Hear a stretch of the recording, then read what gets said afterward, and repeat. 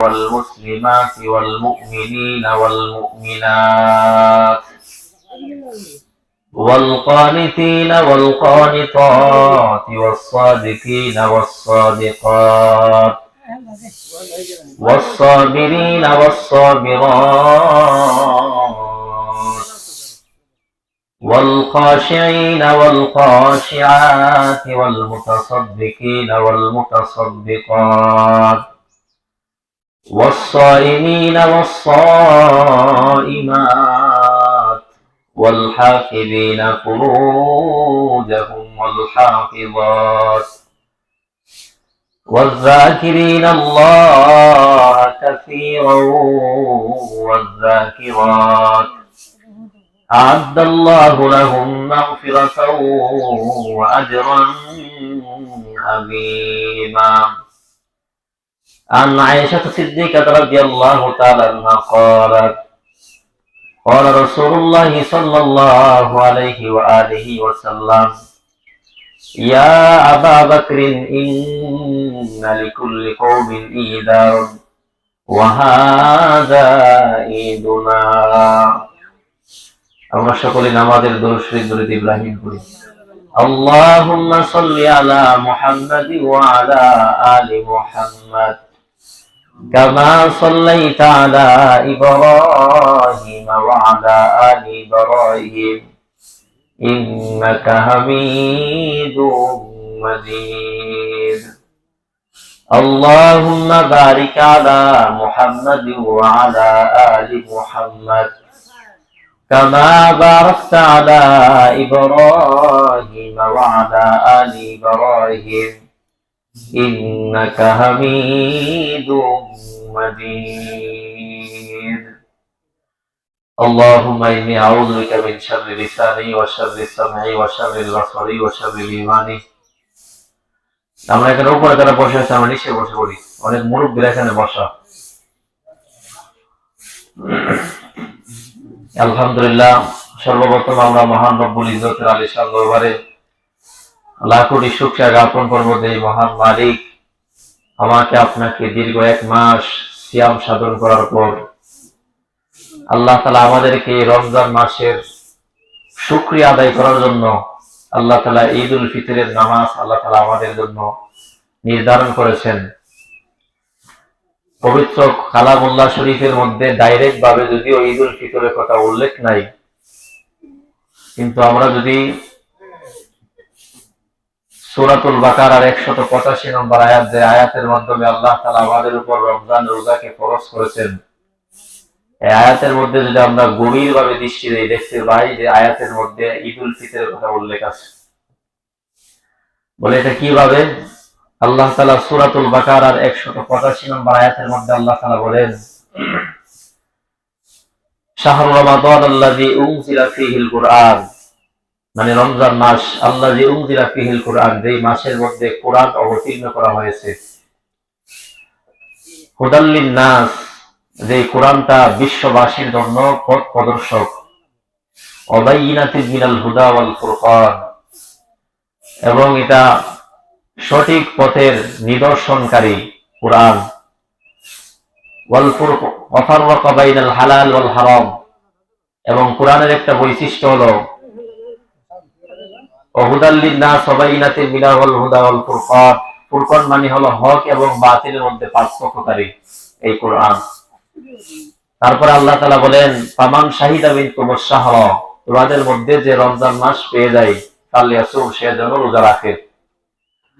আয়াতের শেষের দিক দিয়ে আল্লাহ তাআলা বলেন লিতুকমিলুল ইদ্দাতা, যেন তোমরা সংখ্যা পরিপূর্ণ করো, মানে রমজান মাস যে 30 দিন আমি আল্লাহ তাআলা রোজা ফরজ করলাম, 29 তারিখে যদি চাঁদ না দেখো 30টা সংখ্যাটা পূর্ণ করো। ওয়ালি তুকাব্বিরুল্লাহ আলা মা হাদাকুম, আল্লাহ তাআলা যে তোমাদেরকে যে সঠিক পথ দেখিয়েছেন এই জন্য তোমরা তাকবীর বলো। এই জন্যই ওলামা হযরতরা বলেন যে ঈদের দিন রাত্র থেকেই তাকবীর বলা, এটা একটা সুন্নাহ সম্বলিত একটা আমল। ঈদের দিন রাত্র থেকেই ঈদগাহ পর্যন্ত তাকবীর বলা পুরুষের জন্য। অনেকে বলছেন এটা মুস্তাহাব। আল্লাহ তাআলা বলেন লিতুকবিরুল্লাহ আলা মা হাদাকুম, আল্লাহ তাআলা তোমাদেরকে যে সঠিক পথ দেখিয়েছেন এই জন্য তাকবীর বলো। ওয়ালা আল্লাকুম তাশকুরুন, যাতে করে তোমরা কৃতজ্ঞতা আদায় করতে পারো। এই কৃতজ্ঞতা আদায় করার সর্বোত্তম একটা মাধ্যম হলো ঈদ উল ফিতর। আর ঈদ উল ফিতরের মধ্যেই তাকবীর বলা হয়। এই আয়াতের এই অংশ দ্বারা স্পষ্ট বোঝা যায় যে রমজান মাসের পরে ঈদ উল ফিতর, এই সম্পর্কে আল্লাহ তাআলা সূরাতুল বাকারার 185 নম্বর আয়াত আল্লাহ বলছেন। এই আয়াত দ্বারা আমরা বুঝতে পারলাম ঈদ উল ফিতর সম্পর্কে। এখন আজকে আপনাদের সম্মুখে ঈদ উল ফিতর সম্পর্কে মৌলিকভাবে কয়েকটা কথা বলবো। 1 নম্বর, আজকে আলোচনার ভূমিকা মুসলমানের জীবন, চিন্তা, দুঃখ, আনন্দ সবগুলা আখিরাত কেন্দ্রিক হবে। কাফের, বেঈমান, অমুসলিমদের যা কিছু আছে সবগুলা দুনিয়া কেন্দ্রিক। এখন আপনি যদি ঈদকে কেন্দ্র করে যদি বক্স বাজাই, ঈদকে কেন্দ্র করে যদি নাচানাচি করি, ঈদকে কেন্দ্র করে যদি রাত্রেবেলা এরকম ভাবে বাজি ফোটাই, এইটা বেদুর্মীদের কৃষ্টি কালচার হবে, মুসলমানের না। আল্লাহ তাআলা সূরাতুর রাদের ২৪ নম্বর আয়াতের মধ্যে আল্লাহ বলেন, ওয়াফাররিহু বিল হায়াতিদ দুনিয়া, যাবে তারা মানে কাফেররা, বিল হায়াতিদ দুনিয়া, পার্থিব জীবন নিয়েই তারা উল্লাসিত, আনন্দিত। কাফেরদের আখিরাতের প্রয়োজন নাই। আখিরাতকে যেমন ভাবে বিশ্বাস করে না, তেমন আখিরাত তাদের প্রয়োজন নাই।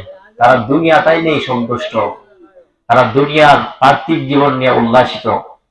বলে ওয়ামাল হায়াতুদ দুনিয়া ফিল আখিরাতি ইল্লা মাতা, অথচ আখিরাতের তুলনায় এই পার্থিব জীবনটা, দুনিয়ার জিন্দেগিটা ইল্লা মাতা, সামান্য ভোগ বিলাস ছাড়া কিছু না। বলে দুনিয়াটা এটা সামান্য একটা ভোগ বিলাস।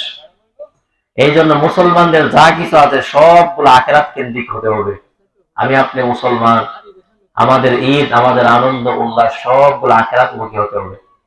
কাফেরদের জন্য এই বৈশিষ্ট্য, তাদের ধর্মীয় কৃষ্টি কালচার, এটা তাদের, এই বক্স বাজার এটা তাদের কৃষ্টি কালচার, আমাদের না।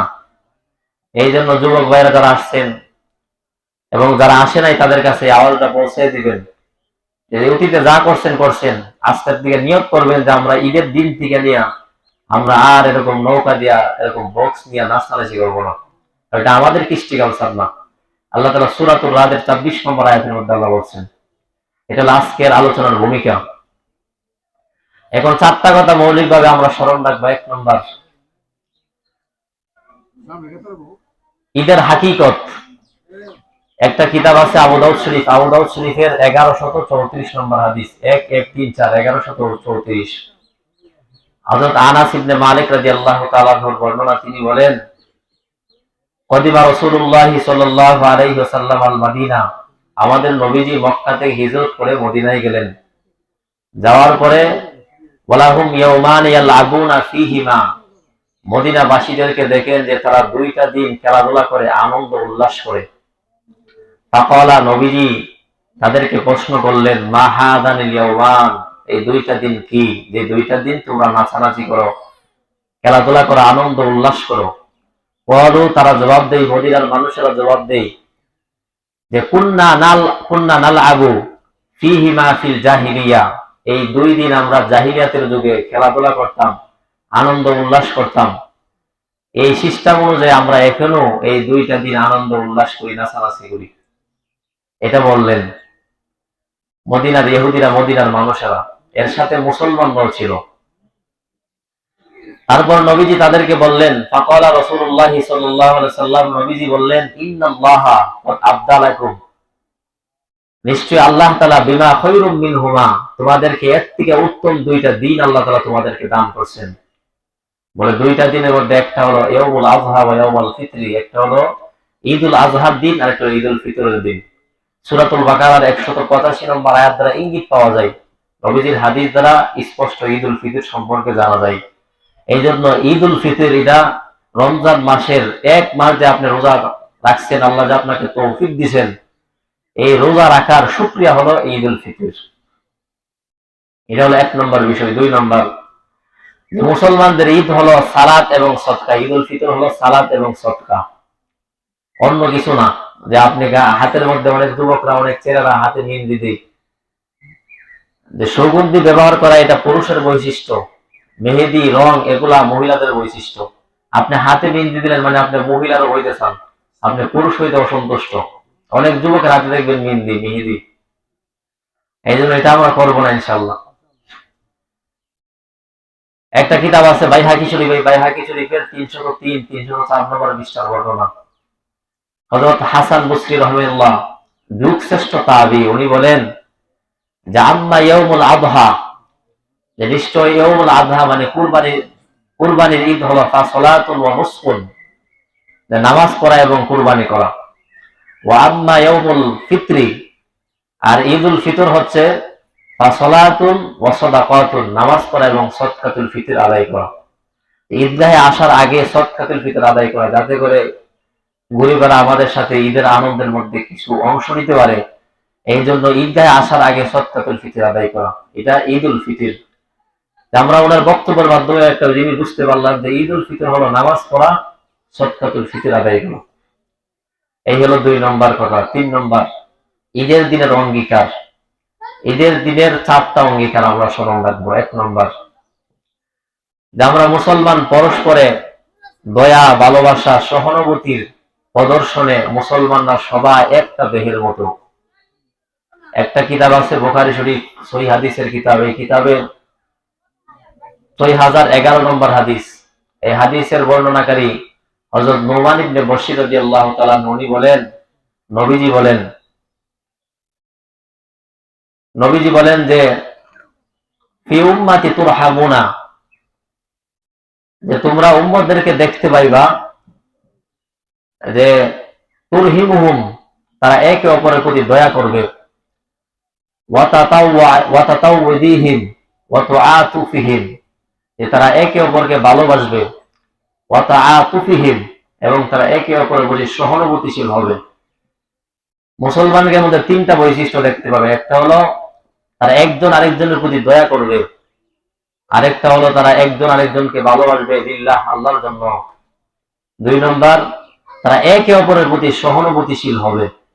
বলে এটা তুমি ইমানদার যারা তাদেরকে দেখতে পাইবা। বলে কেমন? বোকা জাসাদে কাবিস্তিল জাসাদ, মানে একটা দেহের মতো ইমানদাররা। দুনিয়ার যত মুসলমান আছে, বাংলাদেশের হোক, ফিলিস্তিনের হোক, আফগানিস্তানের হোক, সব মুসলমান এক দেহের মতো। বলে কামাসালিল জাসাদ, একটা দেহের মতো। নবীজি আবার দৃষ্টান্ত দিয়ে বোঝাই, বলে এটা দেখো না, ইদাস্তাকা উজওয়ান তাদা আলাহু, যখন দেহের মধ্যে কোন একটা অঙ্গ যখন বিদিত হই, রোগ আক্রান্ত হই, বলে সকল পুরা দেহের মধ্যে যত অঙ্গ প্রত্যঙ্গ গুলা আছে, সব অঙ্গ প্রত্যঙ্গ গুলা বলে বিসাহারি ওয়াল হুম্মা, জ্বর এবং হুম্মা মানে হলো জ্বর, বিসাহারি মানে রাত্র জাগা। দেখবেন অনেক অসুস্থ হলে মানুষ রাত্রিতে ঘুমাইতে পারে না।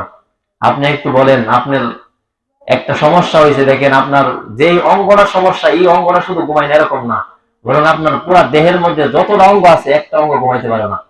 নবীজি বলেন পুরা উম্মত একটা দেহের মতো। বলে একজন মুসলমান যদি কষ্ট পায়, একজন মুসলমান যদি দুঃখ পায়, সব মুসলমানরা বেদিতে হতে হবে। এই জন্য নবীজি দেহের সাথে উপমা দিলেন।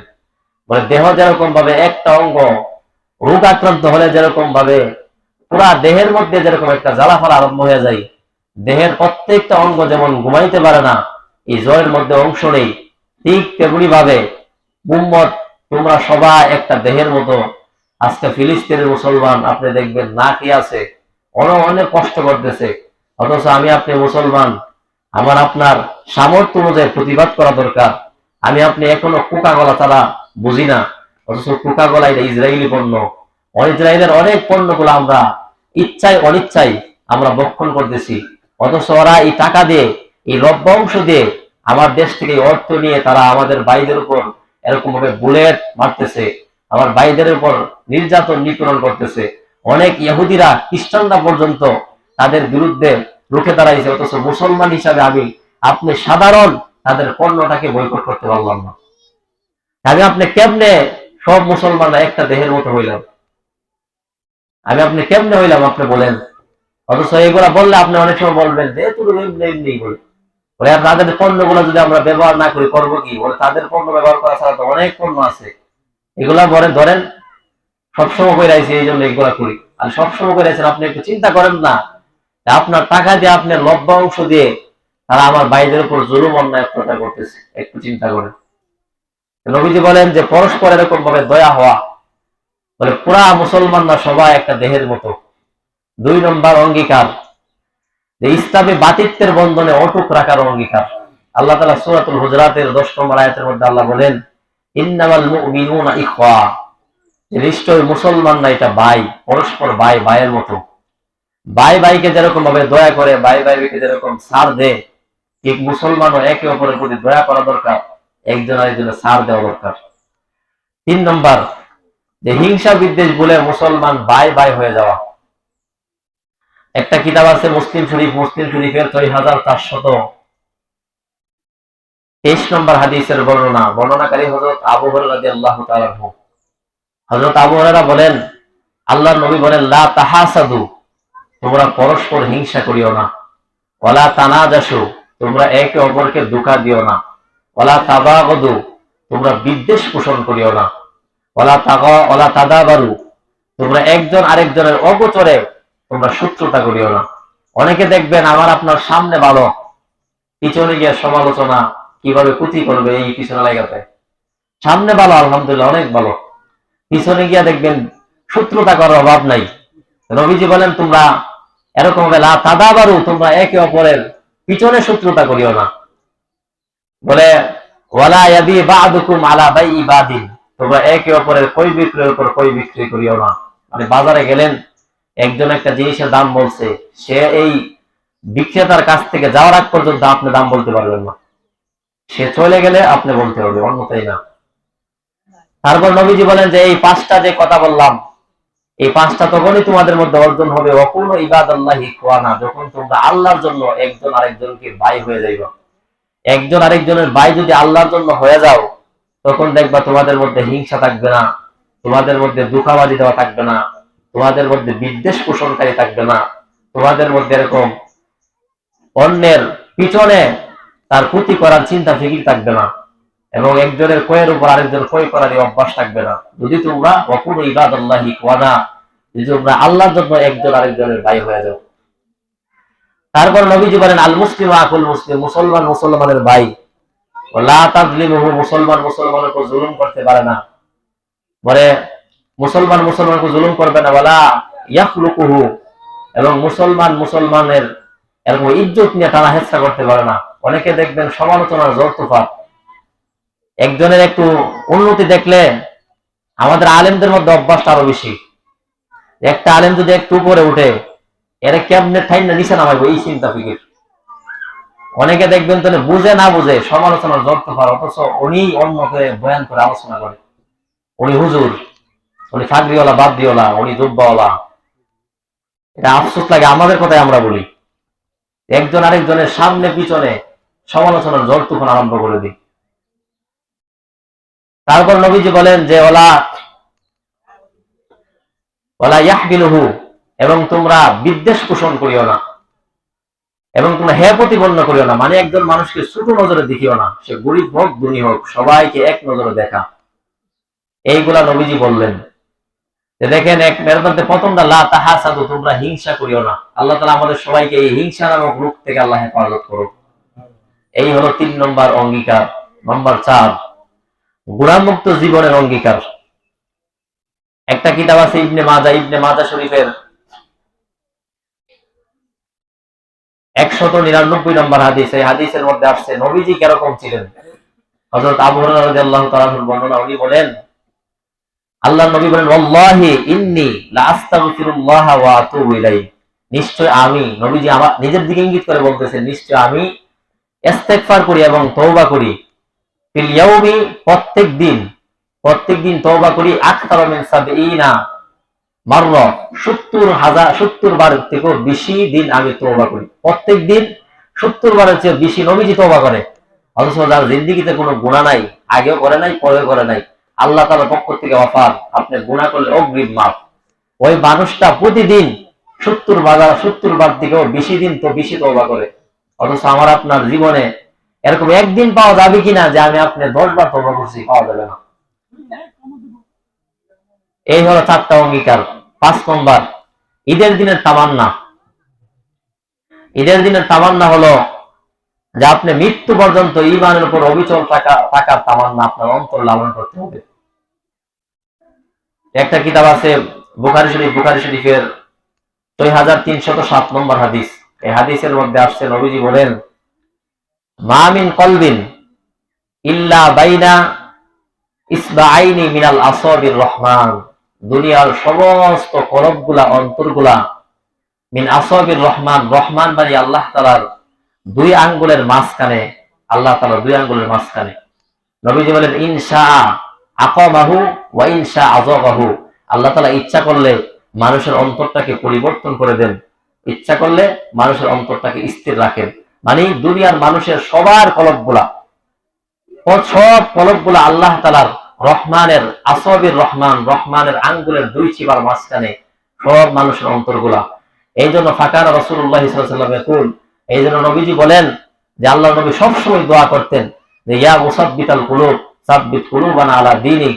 হে আল্লাহ, আপনি তো অন্তর পরিবর্তনকারী, যখনই আপনি আমার অন্তরটাকে পরিবর্তন করবেন, আমার অন্তরটাকে ঘুরায় ফিরে আপনার দ্বীনের উপর রাখিয়ে।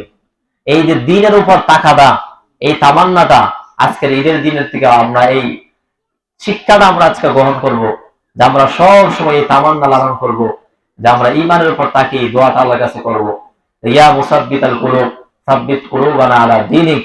হে অন্তর পরিবর্তনকারী, আপনি নাইলে বাংলাটা বলবেন যে হে অন্তর পরিবর্তনকারী, আপনি যখনই আমার অন্তরটাকে পরিবর্তন করবেন, আমার অন্তরটাকে ঘুরায় ফিরে আপনি দ্বীনের উপর রাখেন। ঈদ মানে কি? শেষে একটা কথা, এই কথাটা না বললে একটা শেষে একটা কথা। আমরা ঈদ মানে কি, আমরা অনেকে মনে করি ঈদ মানে নতুন কাপড় পরা। এক কিরামও দেখাইতে পারবে না নতুন কাপড় পরা, বরং আজকে উত্তম কাপড় পরিধান করা, এটা সুন্নাহ। আপনার কাপড়ের মধ্যে যেটা ভালো এটা পরিধান করা। একটা মিশকাতুল মাসাবি একটা কিতাব আছে, এই কিতাবের মধ্যে একটা ব্যাখ্যা গ্রন্থ আছে, এটার নাম হলো মাজাহেরে হক। এই কিতাবটা উর্দু ভাষায় লিখিত। এই কিতাবের মধ্যে আরবি ভাষায় কবিতা আনা হয়েছে। খুবই চমৎকার ভাবে বলেন, লাইসাল ঈদুল ইমান, লাইসাল ঈদুল ইমান লাবিসাল জাদিদ। ঈদ তো ওই ব্যক্তির জন্য নয় যে মনে করে ঈদ মানে হলো নতুন কাপড় পরিধান করা। দেখবেন ঈদের আগে মার্কেটের মধ্যে কি অবস্থা। অথচ আমাদের নবীজি রমজানের শেষ দশকের মধ্যে সাদ্দা নিয়ে যাওয়া, আমাদের আয়েশা বলছেন নবীজি কোমর বাঁধতেন আমল করার ক্ষেত্রে। নবীজি একটা প্রতিযোগিতা করতেন, নবীজির আমলের এরকম সিস্টেমটা চেঞ্জ হয়ে যাইতো, পরিবর্তন হয়ে যাইতো। অথচ আমি আপনি মহিলারা তো আর কোমরই লাগে না, আমরা মার্কেটের মধ্যে দৌড়াই।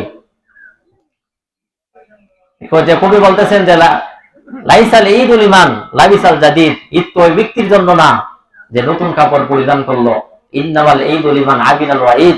ঈদ ওই ব্যক্তির জন্য যে এরকম ভাবে আল্লাহ তাআলার ওয়াঈদ, আল্লাহ তাআলার ধমক থেকে নিজেকে হেফাজত করলো, ওই ব্যক্তির জন্য ঈদ। ঈদটা নতুন পোশাককারীর জন্য না। তারপরে কবি বলেন লাইসাল ঈদুল ইমান তাবাক্কারা বিল উদ। ঈদ ওই ব্যক্তির জন্য না যে অনেক সুগন্ধি ব্যবহার করলো। সুগন্ধি ব্যবহার করা জায়েজ না এটা না, বরং উনি একটা ওনার অভিব্যক্তি পেশ করতেছেন কবিতার মাধ্যমে যে ঈদ তো ওই ব্যক্তির জন্য না যে অনেক সুগন্ধি ব্যবহার করলো, মনে করলো আজকে ঈদ। ইন্নামাল ঈদু, ঈদ তো ওই ব্যক্তির জন্য লিল্লাতি বিল্লাযী লা ইয়াউদ, যে তওবার মাধ্যমে গুনাহ থেকে ফিরে গেল, ওই ব্যক্তির জন্য ঈদ। 3 নম্বর ওই কবি বলেন যে লাইসাল ঈদুল ইমান। ঈদ তো ওই ব্যক্তির জন্য না বলে যে এরকম ভাবে রাকিবার মাথায়া যে যানবাহনে আরোহণ করলো। অনেকে দেখবেন ঈদের পর থেকে বিভিন্ন জায়গায় সফর আরম্ভ করবে, মানে বোঝা যে এটা ঈদ, যে ওই চট্টগ্রাম যাওয়াটা খারাপ না, সফর করা খারাপ না। অনেকে মনে করে যে ঈদ যেহেতু যাইতে হবে। যে কবি বলতেছেন যে ঈদ তো ওই ব্যক্তির জন্য না যে রাকিবাল মাতায়া যানবাহনে আরোহণ করবে, এরকম ভাবে নৌকা দিয়ে ঘোরাফেরা করবে, ঈদ ওই ব্যক্তির জন্য না। বলে ইন্নামাল ঈদুল ইমান তারাকাল খাতায়া। ঈদ ওই ব্যক্তির জন্য যে গুনাহ ছেড়ে দেয়, তরকুল মাসিয়া, গুনাহকে ছাড়ে, যে এই নিয়ত করলো যে আমি আর গুনাহ করব না, ওই ব্যক্তিটার জন্য মূলত ঈদ। কারণ আপনি ঈদগাহের মধ্যে আসছেন, নবীজি হাদিসের মধ্যে বলছেন, হাদিসে কুদসি আল্লাহ তাআলা বলেন, ইয়া মালাইকা, হে ফেরেশতারা, আমার বান্দারা রমজান মাসের রোজা রাখলো, তাদের কি পারিশ্রমিক দেওয়া যায়? ফেরেশতারা জবাব দেয় যে তার কর্ম অনুযায়ী আপনি তাকে পারিশ্রমিক দিয়ে দেন। আল্লাহ বলে, ফেরেশতারা শুনো, আমার ইজ্জত জাতের কসম, যে তারা যেহেতু আমাকে সন্তুষ্ট করার জন্য রোজা রাখলো, তারা এরকম ভাবে 30টা দিন রোজা রাখলো, 30টা দিন তারাবির নামাজ পড়লো, বলে এই জন্য গফার তোলাকুম, আমি আল্লাহ তাআলা তাদের গুনাহগুলো মাফ করে দিলাম। 1 নম্বর পুরস্কার। 2 নম্বর অবাদাল্লাহ সাইয়াতিকুম হাসানা, তাদের গুনাহগুলোকে আমি নেকি দ্বারা পরিবর্তন করলাম। যে গুনাহ মাফ করি নাই শুধু, বলে গুনাহগুলোকে নেকির দ্বারা পরিবর্তন করলাম। বলে তারা এরকম ভাবে ওরা যা তুই আমার আজকে দিনটা তারা বাড়ির মধ্যে ফিরা যাবে, যেরকম ভাবে একটা নবজাতক শিশু নিষ্পাপ অবস্থায় জন্মগ্রহণ করে, ঠিক তেমনি ভাবে নিষ্পাপ অবস্থায় তারা আজকে বাড়ির মধ্যে ফিরা যাবে। এই অফার আল্লাহ তাআলার পক্ষ থেকে আমাদের জন্য। এই ঈদগাহ তো তাদের জন্য যাদেরকে আজকে আল্লাহ তাআলা মাফ করে দিবেন, যারা রমজানের রোজাগুলো 30টা রোজা সঠিকভাবে পালন করলো, তাদের জন্য ঈদ। অথচ আপনি দেখবেন এই যে নৌকা দিয়া বক্স নিয়ে বাইর, যেগুলো নাচানাচি করে, আমি 100% কি 1000% শিওর এ রোজা রাখে নাই। রোজা রাখলে রমজান মাসে রোজা রাখার পর শরীর তো এমনি চারে দিই, এমনি শরীর দুর্বল হয়ে যায়। দুর্বল শরীর নিয়ে আবার নাচানাচি করবে, অসম্ভব। যাকে আল্লাহ 1 মাস রোজা রাখার তৌফিক দিছে, তো এই বেদুর্মীদের কৃষ্টি কালচার করতেই পারে না। এই জন্য যে বক্স নিয়ে নাচানাচি করে, যারা বক্স বাজায়, আমি এখন 1000% শিওর সে রোজা রাখে নাই। রোজা রাখলে এগুলা করতে পারবে না। এই জন্য আল্লাহ তাআলা আমাদেরকে এই বেদুর্মীদের কৃষ্টি কালচার থেকে আল্লাহ তাআলা হেফাজত করুক। আমাদের ঈদটা হলো নামাজ এবং সদকা। এই ঈদুল ফিতরটা হলো নামাজ এবং সদকাতুল ফিতর আদায় করা। আমরা যারা সদকাতুল ফিতর আদায় করি নাই, আমরা আদায় করার চেষ্টা করবো ইনশাআল্লাহ। আর যারা করেছি আলহামদুলিল্লাহ। আর ঈদের নামাজ পড়বো, আমাদের সময় হয়ে গেছে, 3 মিনিট বেশি হয়ে গেছে। এই জন্য 3 মিনিটের জন্য আপনাদের কাছে ক্ষমা চাই। আপনারা যদি আমার কোনো কথায় কোনো ব্যবহারে কষ্ট পায় থাকেন, তাহলে মাফ করে দিবেন। এই জন্য আমরা সকলে দাঁড়িয়ে কাতার সোজা করি ইনশাআল্লাহ।